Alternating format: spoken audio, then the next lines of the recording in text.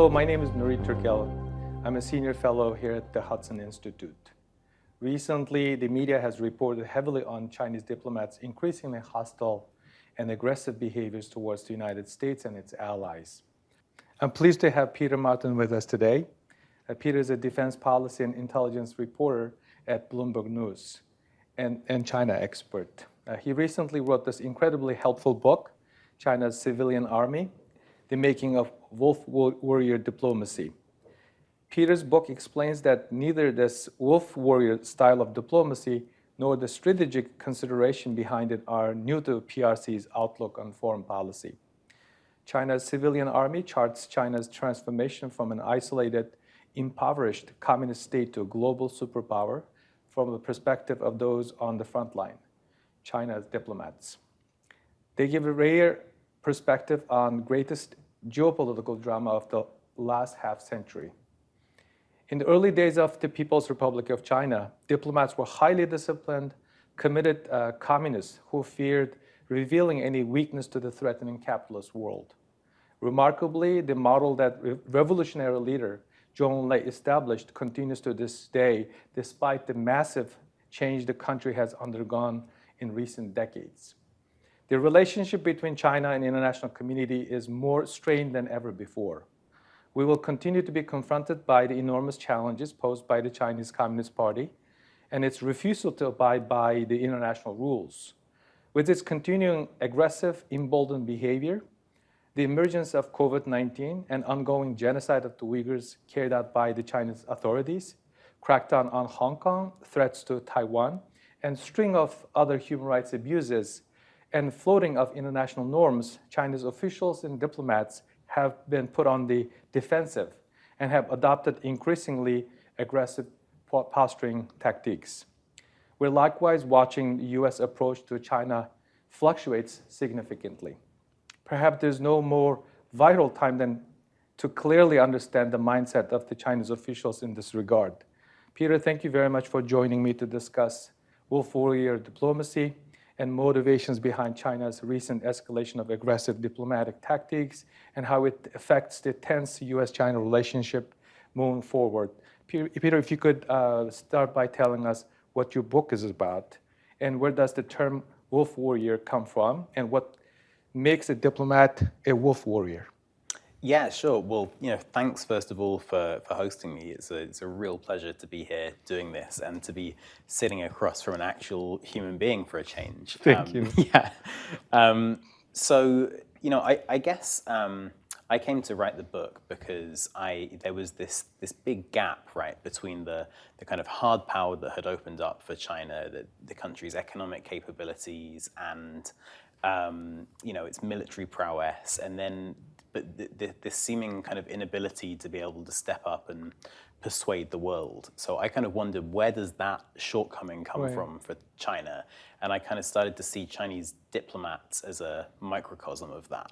And I got into it in a very kind of geeky foreign policy nerd type way. But as I was doing it, this term wolf warrior diplomacy emerged as a way of describing Chinese diplomats. And the phrase comes from this 2017 movie called Wolf Warrior 2, as you know, which is kind of like a Chinese version of Rambo. It's like about these Chinese heroes fighting bad guys, foreign bad guys on the continent of Africa. And it kind of was this runaway commercial success, much to everyone's surprise, I think probably including the filmmakers. And I think the reason it was so successful was that it captured this moment that existed in China in 2017, where a lot of people felt like the country's time had come.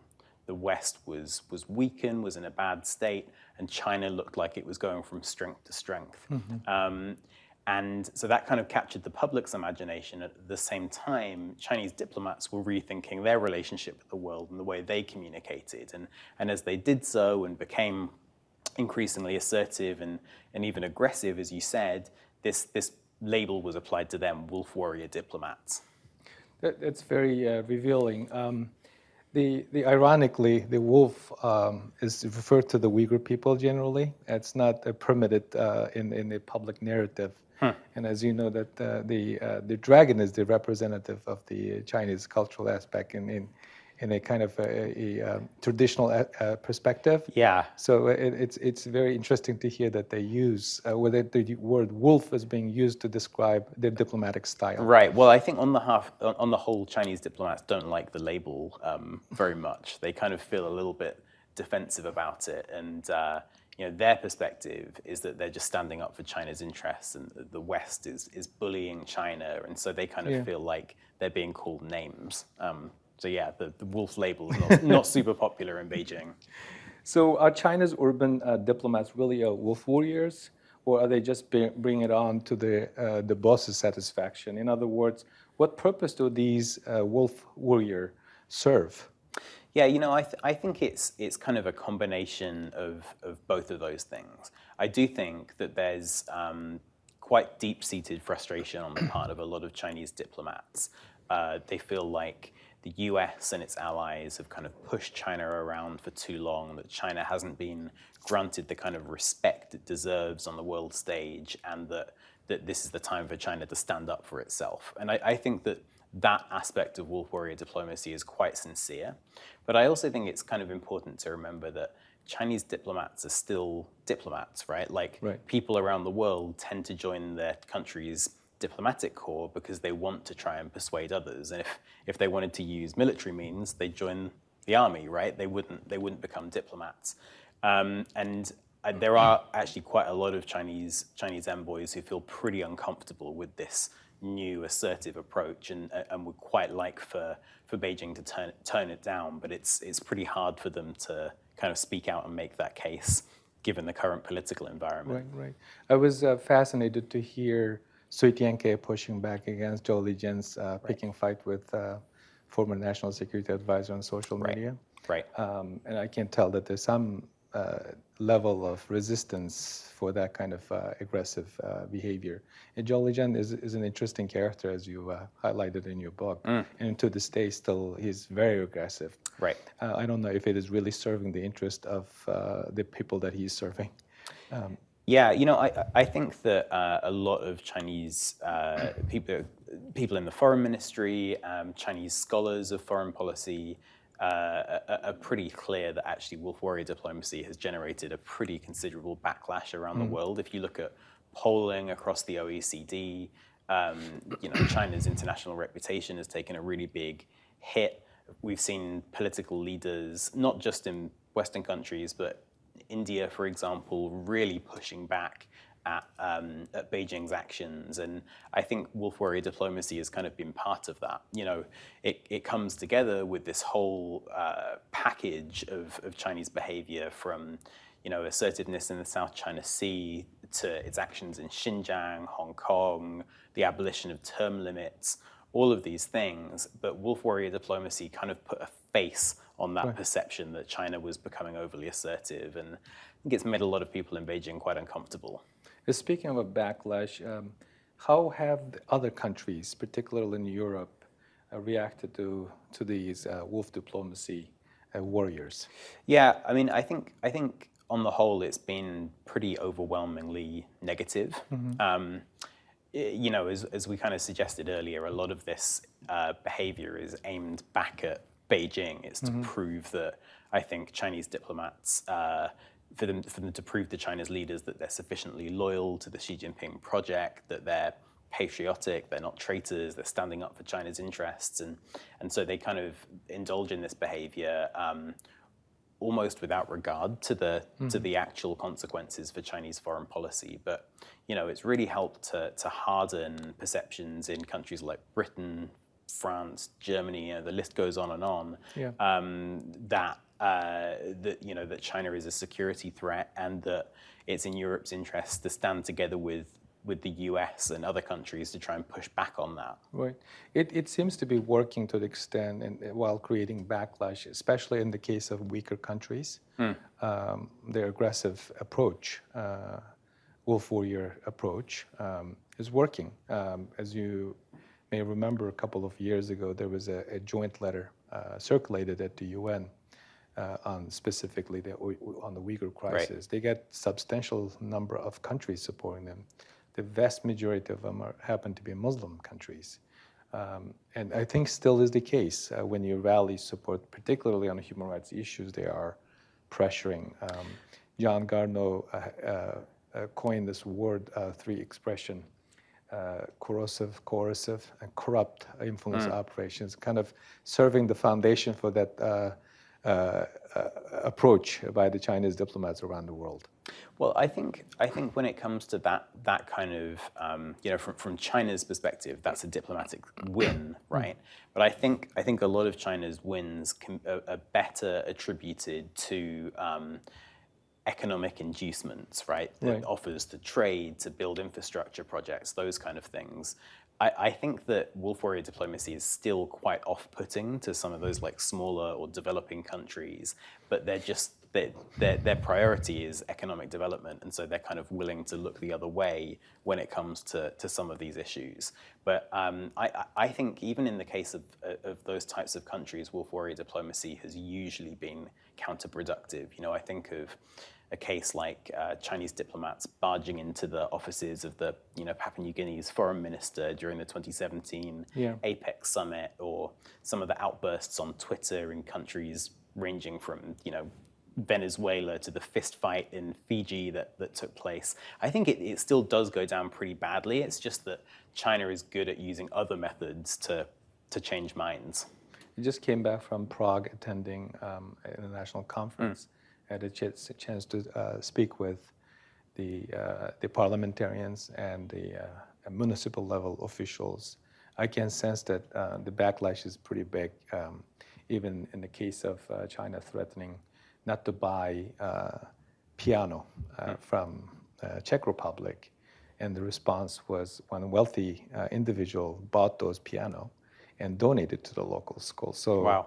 So this was conflict about politicians in Czech Republic supporting Taiwan, with the senator going there and the mayor of Prague as well. So I can sense from my interactions with the European diplomats in particular, some of them not only think it's not the right approach, but somewhat annoyed by it, with that level of aggressiveness. Right.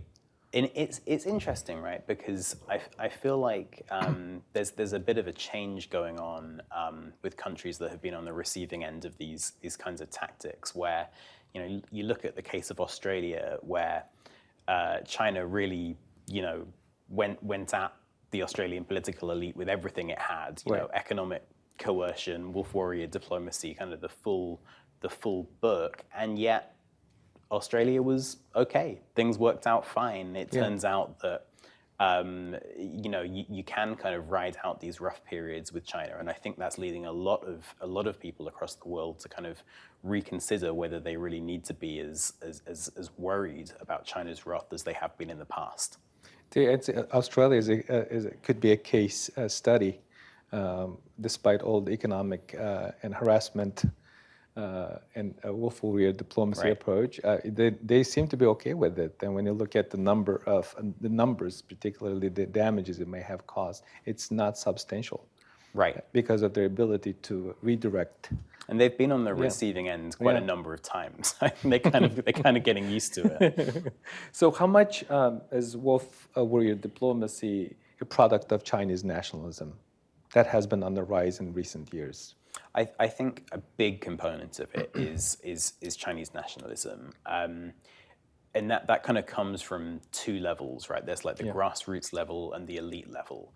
On the grassroots side, there was this widespread dissatisfaction among big chunks of the Chinese public that Chinese diplomats had been far too weak in dealing with foreign countries for a long time. In the 2000s, as you'll know, Chinese diplomats at the foreign ministry actually received calcium tablets in the mail as a kind of way of suggesting that their backbones were too weak and they needed to be strengthened.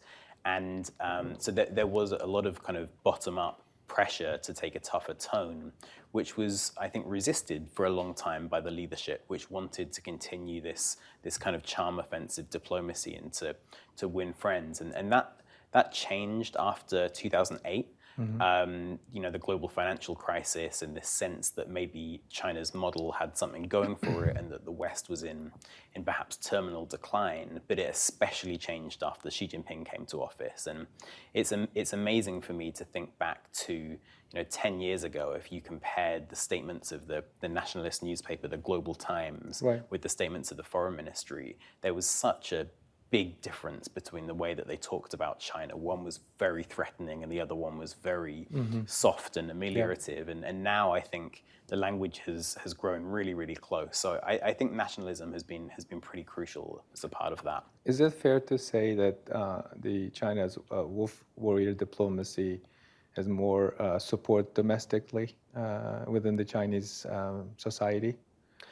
Yeah, Or the supporters of the current regime?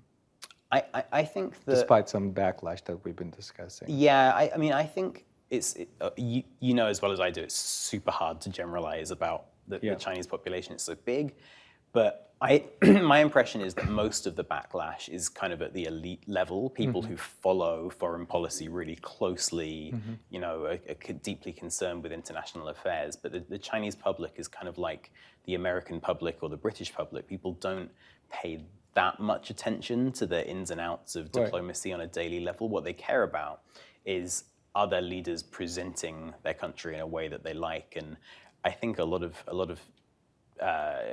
members of the Chinese public, certainly the ones who are vocal on the internet, seem to quite like wolf warrior diplomacy. And also, they don't seem to appreciate the backlash globally. Recently, I was listening to one of the influential policy advisors to the Chinese government in a think tank when he was pressed about all the human rights crisis involving China. He said he did not admit anything. Rather, he said the China PRC need to work on its narrative, essentially echoing Xi Jinping's lovable image rhetoric. Right. So I find it quite interesting that they not seem to appreciate the global backlash. Do they see this as helping them in any way?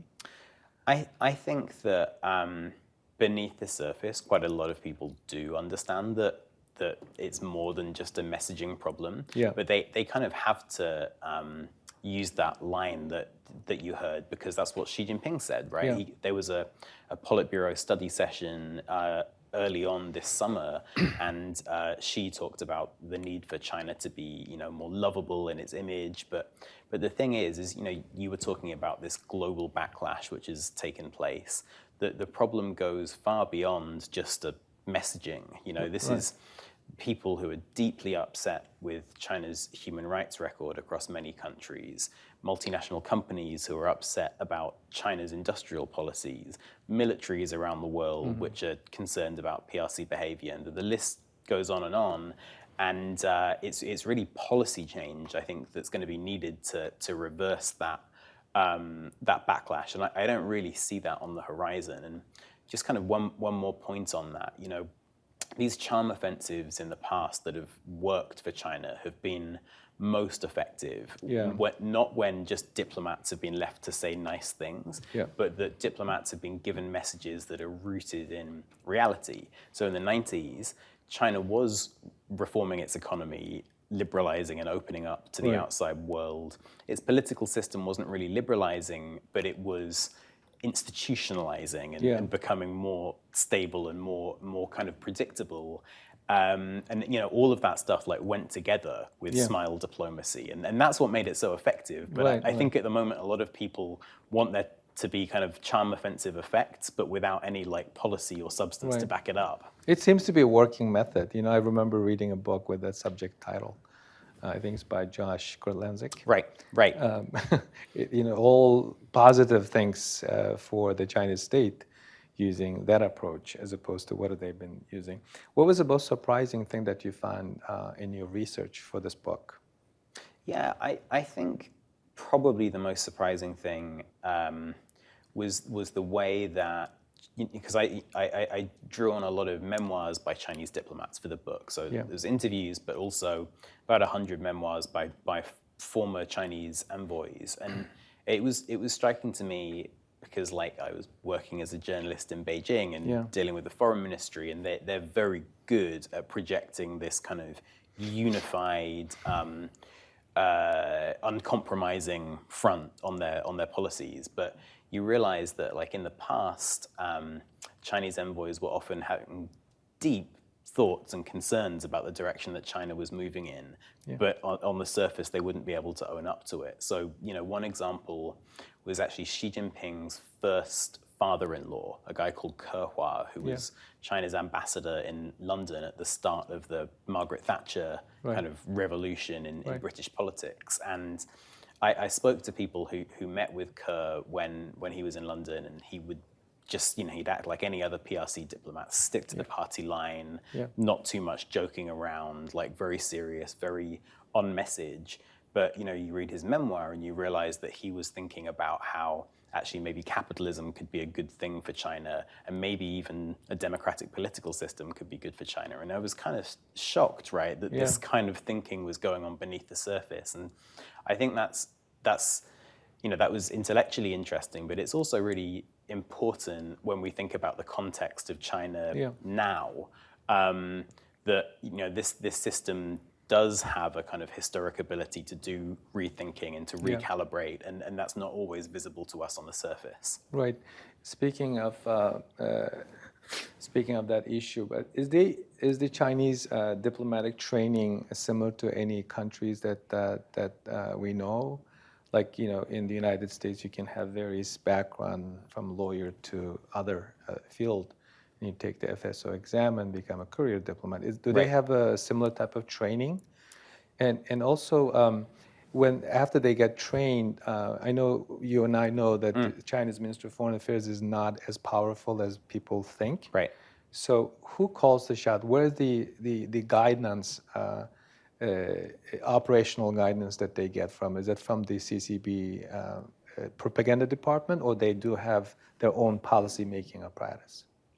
All right. So in terms of training, they've kind of gone through this amazing transformation, right? Yeah. Like in the 50s and 60s, they didn't know how to show up to cocktail parties, how to hold a knife and fork, the basics of international law or protocol, and so they've kind of professionalized their foreign service a great deal, and their training regimen kind of incorporated elements of Soviet practice. They literally took notes from the Soviet foreign ministry and sent them back to Beijing to kind of build on training manuals. And over the years, they've incorporated practices from a whole host of other countries. So I talked to people in the State Department in Washington who served in Washington in the 80s, and they, Chinese diplomats would show up with kind of lists of questions about how things worked here and how to incorporate that.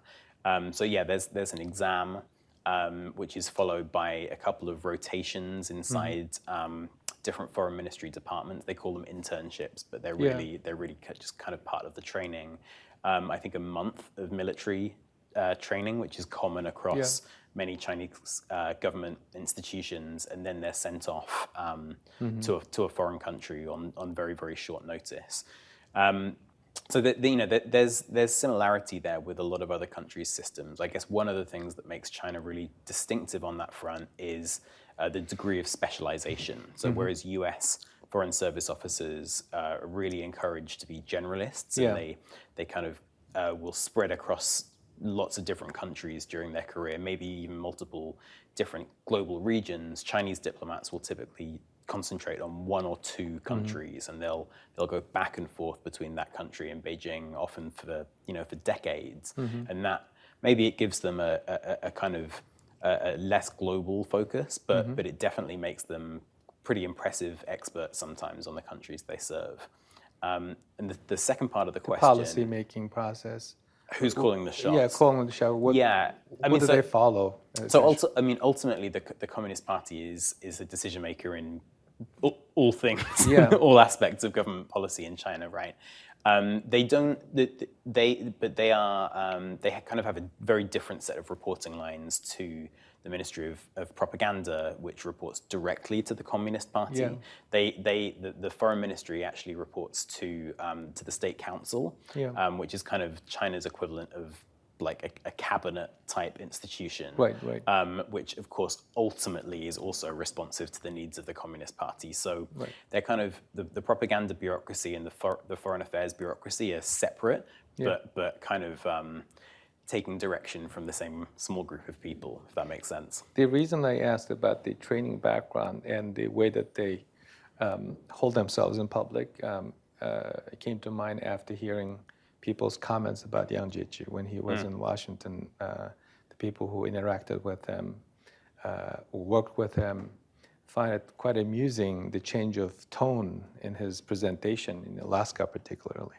Yeah. People even call him JC, liking to some common American names.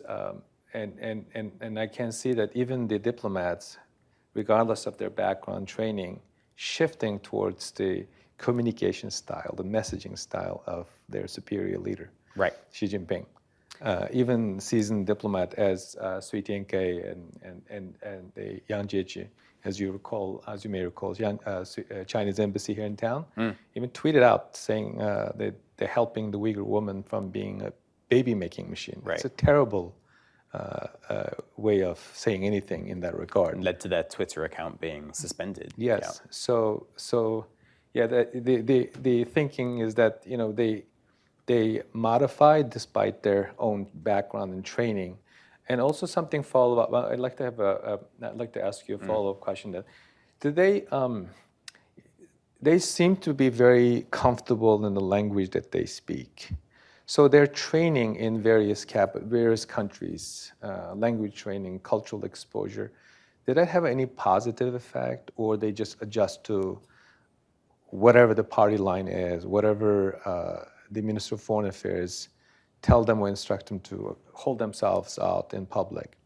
So the point is that does the Western training have any positive effect on those people? I've seen plenty of diplomats from other countries spending time here sounded somewhat different. Yeah.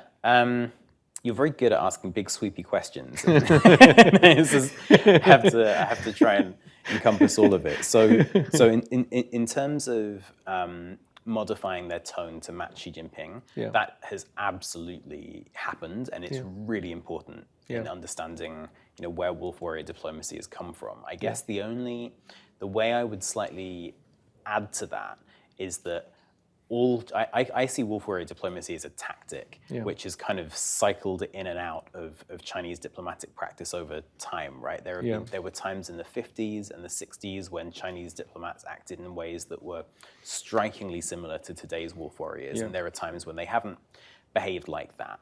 And that Yang in particular, so Chinese diplomats will kind of pivot toward that approach when they think it's useful for either China's interests, or they think that it's in their best kind of personal interest to do so. They're worried about political trends back home, and they're able to do so with incredible self-control. Right. Yang Jiechi is a great example. He is someone who is capable at times of being really smiley and chummy and charming with people, mild-mannered.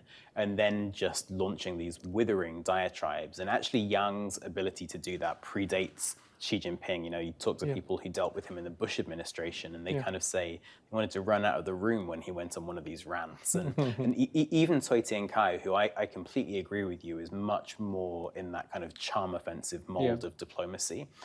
Even he will go red in the face and shout at people when he thinks it's in his interest to do so. Yeah, Sui Tianke was on CNN, who was quite comfortably, instead of explaining anything, a couple of years ago, he told American people that the American society, the government, need to learn with what they have, but not what they wanted to have in Beijing. So it was quite bold. No explanation, no justification. Essentially said, you have to learn how to deal with this. Right. Yeah, I kind of see the wolf warrior behavior as it's a tactic that people reach for frequently in the Chinese foreign ministry over time. It's just that in recent years, it's become much, much more prominent. Right. Yeah. So do you see any reason, or does your research show anything that the career diplomats in China, after realizing that it's not really working outside of China for the benefit of conducting a civilized diplomatic engagement, desiring a different approach, a friendlier approach, more like a globally accepted approach. I think there are a lot of people who would quite like that change to take place. I don't think that they feel very empowered to speak out don't have a about voice. it, right?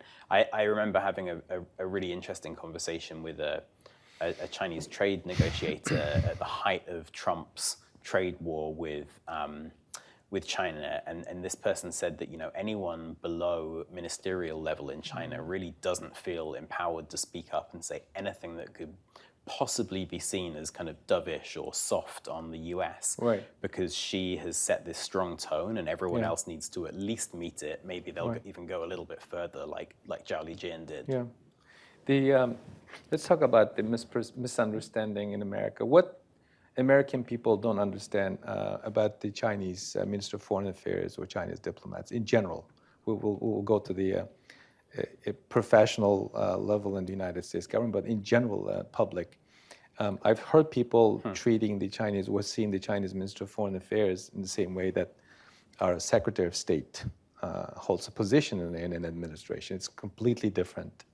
The authority, Yeah, I mean, I guess that most American people have much better things to do than to think about other countries' foreign ministries too much. But yeah, I guess it is very, very difficult to line up China's system with other countries' systems in a way that completely matches. And one thing that the Chinese often tried to do in the past was to match up the Chinese foreign minister with the U.S. Secretary of State. And really the foreign minister ranking itself is far lower in the bureaucratic pecking order in China than Secretary of State is here. And the response of that was to make sure that the Secretary of State was lined up with a position called State Counselor, which is much higher in the pecking order, arguably still much lower than Secretary of State. But, right. In this case, Yang Jiechi. Right. So actually, Wang Yi, the foreign minister, we're going really kind of inside baseball now. That Wang Yi, the foreign minister, has the State Counselor title at the moment, and Yang Jiechi has a Politburo position, kind of making him the top diplomat. But it's quite interesting that she kind of recreated this role for a Chinese diplomat on the Politburo, which hasn't existed since Chen Qichen held it in the 90s. Right. And I think it probably reflects the fact that for Xi, foreign policy and especially relations with the US are a really top priority, and that's why he did it. What does the liberal democracies around the world, in particular, and the United States, misunderstands in regards to the responses from those diplomats? Have they figured out a way to deal with them, or they think this is something been ongoing that they learned to deal with, or the new way of approach is shaping up? I think, people are kind of slowly learning how to deal with it. It's really instructive, I think, if you think about the Anchorage summit, where, as you said, Yang Jiechi launched into this kind of 17-minute diatribe against National Security Advisor Jake Sullivan and Secretary of State Antony Blinken. In subsequent meetings, the US haven't given the Chinese side a public platform to make those kinds of statements and to grandstand. And so I think there's this recognition that when afforded the opportunity, the Chinese side is probably going to behave in that way, and that it's better if you just set up the format of the meeting to avoid that happening. That doesn't stop Chinese embassies around the world being able to tweet or people being able to give speeches, but I guess the current term in pop culture would kind of be deplatforming, right? It's just removing the opportunity to kind of to behave in that way. It seems to me that especially in the West, in the United States, in my dealing with career diplomats, they have I sense the sense of frustration. At the same time, I'm seeing or sensing a little bit of too much of accommodation for that aggressiveness. I don't know if there's a kind of a communication style change or approach change that I'm sensing from our diplomats. Is that a correct? Is that the right way to look at it, or am I missing something? I think that's probably right.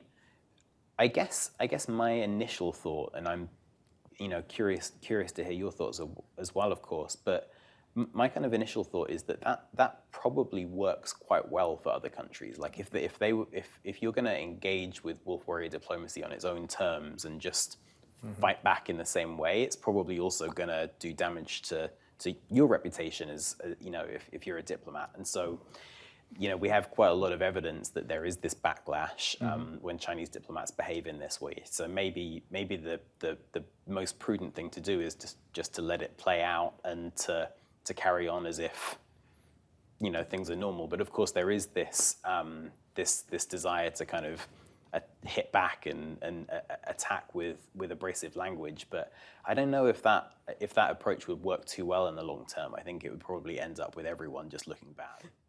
So this summer, as I mentioned earlier, Xi Jinping called for China's officials to depict a kinder, gentler China. Has there been any change in rhetoric from the Chinese diplomats? And how do you anticipate that the recent shift in approach on the part of the Biden administration might also affect this rhetoric? So I don't think we've seen very much softening in tone. I think there's been a little bit of a moderation of the kind of like outbursts that we saw on Twitter. Early on in the pandemic, Zhao Lijin used that platform to suggest that the U.S. Army had started the pandemic, and that was kind of really rewriting China's U.S. policy on the spot. And I think that kind of stuff has toned down slightly, but on the whole, the tough tone has continued. We've seen it in Europe. We've seen it across Asia. We've seen it with U.S. interlocutors. And I don't think that that a great deal has changed. Actually, and the ultimate reason for that, I think, is that Xi Jinping likes the tough tone. He wants China to be loved, but he also wants China to act tough. And I think that's a very important part of understanding China's behavior under him, is appreciating that kind of like tough guy psychology. And my former colleague Keith Jai had this great report when he was working at Reuters on how Xi Jinping had issued a handwritten note to the foreign ministry asking for more fighting spirit from Chinese diplomats. And given the political climate in China, if you're on the receiving end of that kind of note, you're going to really show some fighting spirit and demonstrate your loyalty. And that's how we've seen it play out. How about the Biden administration's approach? I mean, we're sensing change in tone. For example, since in the last 2-3 months, the Biden administration's way of talking about human rights in China somewhat softened. Instead of using the genocide, crimes against humanity, even presidential candidate Biden himself called it as such last August. But now it's mistreatment, abuses, typical human rights. As you and I know, it's not a typical human rights violations that we're dealing with.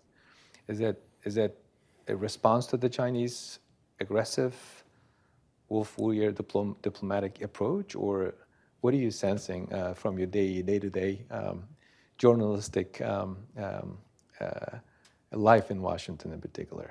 Yeah. So I think that the kind of slight moderation that we've seen in China's tone has come to a large extent because of the backlash, and arguably also because the US has started working with its allies more effectively. China really coordinated sanctions early this year. Right, and taking China, it to the China, G7. Right, it really fears being ganged up on, and views the US alliance system, I think, quite understandably as a major source of the country's power. And so I think if a recalibration is going to take place, a lot of it is going to stem from that kind of action. I think when it comes to the Biden administration, as you said, I talk with officials and people close to the administration, and I think what they're trying to do at the moment is they wanted to come out tough, but now a lot of the talk is about guardrails. That's the phrase they use. This idea that there needs to be a competitive relationship where the two countries disagree on a lot of things, but that things aren't allowed to go off the rails so far, and that things like the risks of an accidental war are reduced, or things can't get so bad that the two countries can't cooperate on climate or Iran or global health. And so I think that's what they're trying to do at the moment. They're trying to make sure that things don't go too far off. But of course, there is huge pressure to make sure that they continue the tough rhetoric on things like, on things like Xinjiang. So they're trying to kind of walk that tightrope at the moment. Right. Before we conclude, do you have any final thoughts that you could share with us? I don't know. You can project, you can speculate. I know the journalists don't do speculation, but I mean, I think one of the really puzzling things about Wolf-Warrior diplomacy has been just how slow China has been to kind of correct the damage that it's done. In the past, the Chinese government has had these periods where it's alienated opinion overseas, but it's managed to kind of take stock and change direction and to kind of undo some of that damage. And what's been really surprising, I think, in the last few years is that this backlash has just built and built, and yet for some reason that recalibration hasn't taken place. And I guess, we talked a second ago about multilateral institutions and the U.S. alliance system, and all of that kind of links back to perceptions of U.S. strength. Right. If China continues to believe, as many of its political elites do now, that the U.S. is in kind of terminal decline and has been weakened, and that it won't be able to stand up for China, then I don't think there's very much incentive to China, and so I don't think that there'll be very much incentive for Chinese officials to kind of change their approach, because they'll just take the criticism and eventually the rest of the world will fall into line, on that line of thinking. I think if the US is able to demonstrate that it has staying power and has enduring strengths and can impose costs on China that can be sustained over the long term, then maybe China will recalibrate. But I don't think any of us know the answer to that yet. I think that is the case. I hope that will be proven to be the case. As you wrote on the book, I quote, "Arrogant by brittle, entitled but insecure, China's diplomats are in many ways microcosm of the kind of power China is set to become."